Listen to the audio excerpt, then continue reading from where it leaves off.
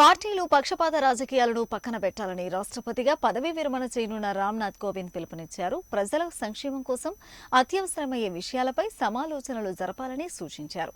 శనివారం parliament central హాలులో నిర్వహించిన వీడ్కోల్ సమావేశంలో ఆయన ప్రసంగించారు. పార్లమెంటును ప్రజాస్వామ్య దేవాలయంగా అభివర్ణించిన ఆయన ఎంపీలు తాము ఎన్నుకున్న ప్రజల అభిష్టాన్ని ఇక్కడ వ్యక్తం చేయాల్సి ఉంటుందని చెప్పారు. పార్లమెంటరీ వ్యవస్థ పెద్ద కుటుంబం లాంటిదని చెబుతూ కుటుంబంలో భిన్నాభిప్రాయాలు సహజమే అన్నారు. వీటిని సామరస్యంగా పరిష్కరించుకోవాలని పార్టీలకు హితవు పలికారు.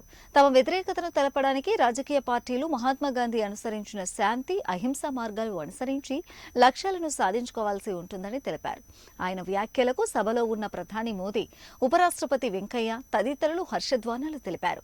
వివిధ ప్రభుత్వాలు చేసిన కృషి కారణంగా ఎంతో అభివృద్ధి జరిగిందని కోవింద్ అన్నారు. తాను వర్షానికి నీరు కారే మట్టి ఇంటి నుంచి వచ్చానని తెలిపారు. ఇప్పుడు పేదలు పక్కా ఇళ్లలో ఉంటున్నారని, ఇందుకు కొంతవరకు ప్రభుత్వాలు సహకరిస్తున్నాయని అన్నారు. అన్ని రంగాల్లో జరుగుతున్న అభివృద్ధితో అంబేద్కర్ కలలు సాకారం అవుతున్నాయని అభిప్రాయపడ్డారు. నూతన రాష్ట్రపతిగా ఎన్నికైన ద్రౌపది ముర్ముకు ఆయన అభినందనలు తెలిపారు. ఆమె మార్గదర్శకత్వంలో దేశం లబ్ధి పొందుతుందని ఆకాంక్షించారు. స్పీకర్ ఓం ప్రకాష్ బిర్లా మాట్లాడుతూ కోవింద్ చేసిన ప్రసంగాలు ఎంపీలను ఉత్తేజపరిచాయని చెప్పారు. కోవింద్ ఆదివారం జాతిని ఉద్దేశించి ప్రసంగించనున్నారు. ఆయనకు ఉపరాష్ట్రపతి వెంకయ్యనాయుడు శనివారం విందించారు. కోవింద్ కుటుంబ సభ్యులకు తెలుగు వంటకాలను వెంకయ్య సతీమణి వడ్డించారు. కోవింద్తో పాటు భారత రాష్ట్రపతుల అరుదైన చిత్రాలతో కూడిన 2 పుస్తకాలను కేంద్ర మంత్రి అనురాగ్ ఠాకూర్ ఆదివారం విడుదల చేయనున్నారు.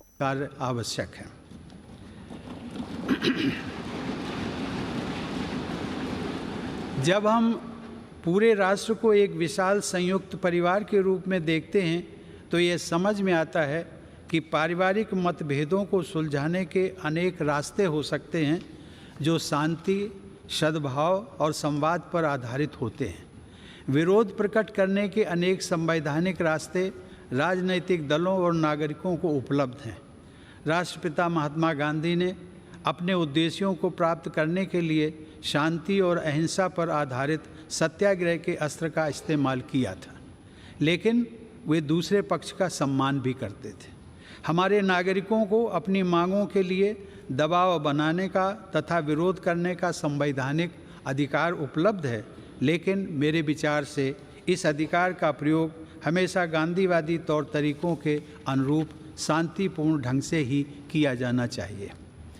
माननीय सदस्यगण, मेरे कार्यकाल के दौरान 2 अत्यंत महत्वपूर्ण ऐतिहासिक आयोजन किए गए। राष्ट्रपिता महात्मा गांधी की 150वीं जयंती के उपलक्ष्य में अनेक यादगार समारोह पूरे देश में आयोजित किए गए। इस संदर्भ में मैं स्वच्छ भारत अभियान की परिवर्तनकारी उपलब्धियों का उल्लेख करना चाहूँगा। यह कहा जा सकता है कि स्वच्छता का यह राष्ट्रीय अभियान सरकार और देशवासियों की ओर से महात्मा गांधी के प्रति सच्ची श्रद्धांजलि रहा है। दूसरे ऐतिहासिक आयोजन के रूप में भारत की स्वाधीनता के 75 वर्ष पूरे होने के उपलक्ष्य में देशवासियों द्वारा आज़ादी का अमृत महोत्सव उत्साहपूर्वक मनाया जा रहा है। मैं इन दोनों ऐतिहासिक अवसरों से जुड़े अत्यंत प्रभावशाली आयोजनों के लिए देश की जनता व सरकार को बधाई देता हूँ। महोदय, आपका दृढ़ विश्वास है कि शिक्षा सशक्तिकरण का सर्वश्रेष्ठ साधन है। इसी भावना से संसद सदस्य के रूप में आपने ग्रामीण क्षेत्र में शिक्षा के प्रसार के साथ साथ उच्च शिक्षा के क्षेत्र में बुनियादी सुविधाएं उपलब्ध कराने और उनकी गुणवत्ता बढ़ाने पर बल दिया है। आपने राष्ट्र निर्माण में महिलाओं की अधिक से अधिक भागीदारी और समाज के वंचित वर्गों, विशेष रूप से दिव्यांगों और अनारक्षितों के लिए अधिक अवसरों के सृजन के लिए आपने निरंतर प्रयास किए हैं। जनहित के महत्वपूर्ण मुद्दों के लिए आपकी अटूट प्रतिबद्धता लोक सेवा के प्रति आपके समर्पण का प्रमाण है।